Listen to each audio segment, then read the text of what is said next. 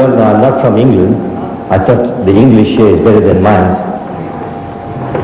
All right, the question is, could Mr. Deedat describe the comments in the Jewish Talmud, is that right? Comments on the Jewish Talmud and the historical background of the Jewish Talmud and its attitude, the Jewish attitude to non-Jews,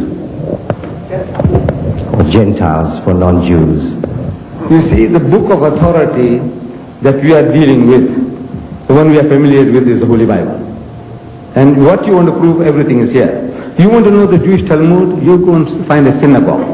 You know what's a synagogue? A Jewish church, a synagogue. And go and ask the rabbi there about the Talmud. I know it is available in English. Whether he has it or not, I don't know. I don't possess one, though I have seen quotations from it. So the best thing is, for that information, you go to a synagogue and ask a rabbi, and he'll be able to help you, inshallah. Jazakallah. Next question, please.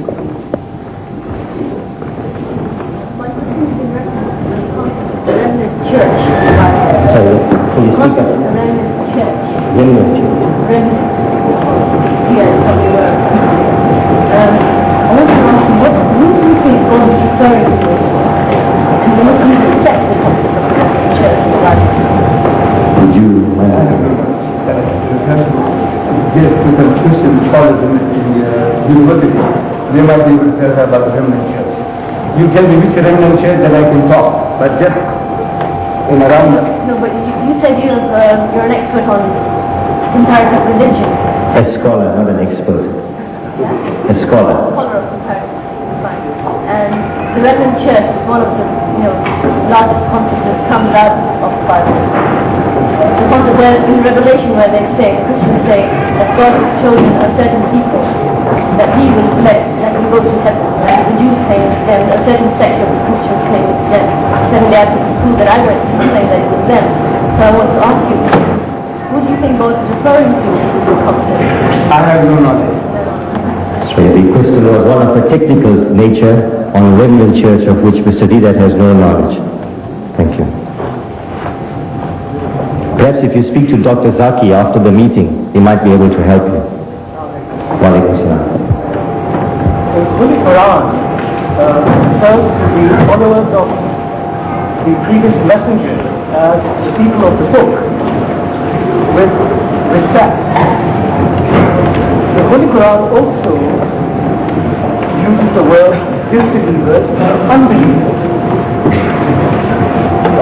Some people attribute the word unbeliever or disbeliever to the followers of Jesus and Moses. I would like to know, what is your opinion on this point? The speaker has posed the question that in the Quran, the people who follow the religion of Moses and Jesus are referred to as people of the book. And in the Quran, there are references to unbelievers and disbelievers. The questioner asks Mr. Deedat's opinion on this terminology that's used from people of the book and disbeliever and unbeliever. Did I get that right, sir? I think we'll have to tell our brothers and sisters, they are there, that we'll have to close by 8:30 because we can carry on till 10 o'clock and people are, waving the fans and there's a limit to anything. 8:30, whatever we can deal with, we can't continue till 9, 10 because it can lead us to 10 o'clock and I don't think it's fair to the audience to keep them seated in this heat all the time. I think that's a fair point from the speaker. I apologize for that. We will go as fast as we can, but when we come to 8:30, we will cut off. So if you are at that cut-off mark, I'm sorry.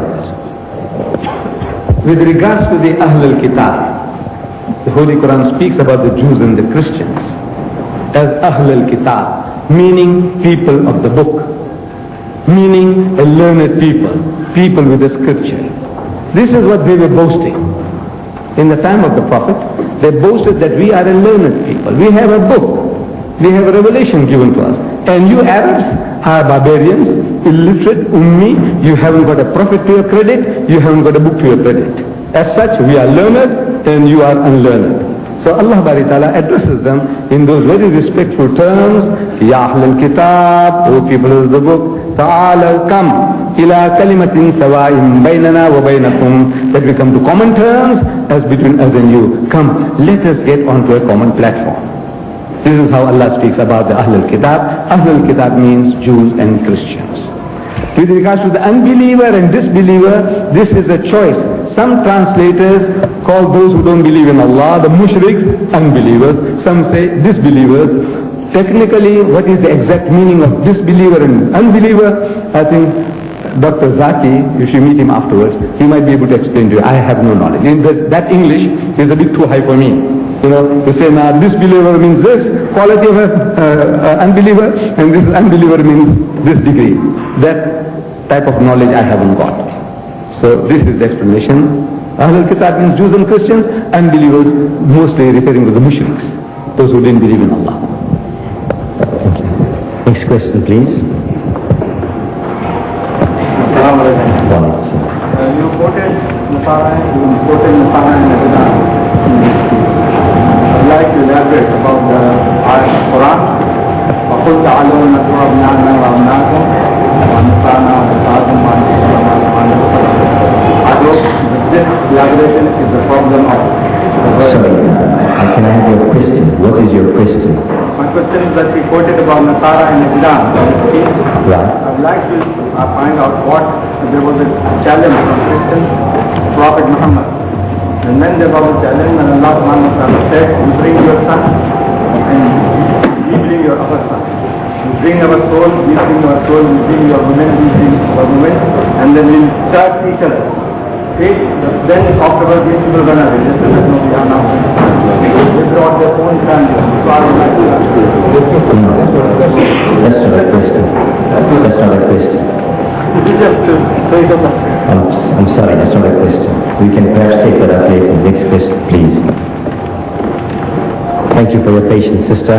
I saw your hijab from out here, and I appreciate you waiting so long. In the interest of giving as many people an opportunity as possible, I'd appreciate it if you keep your questions brief. We accept that society is not a Muslim society, but a secular society. How can we as Muslims answer the accusation which many Christians pose to me when we try to support the logic of Islam answering the social problems of today?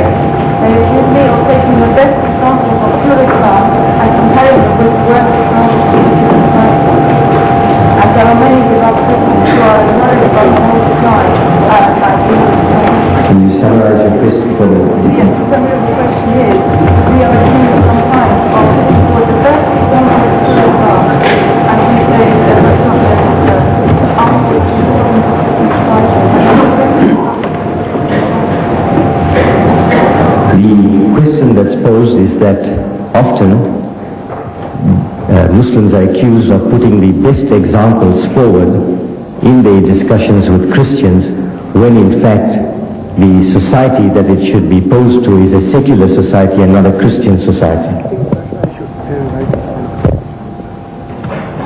What do they say? You ask any of the secular people in your country, when they fill up the census forms, religion, what do they say? Judaism? Or do they say Islam? Or they say Hinduism? What do they say?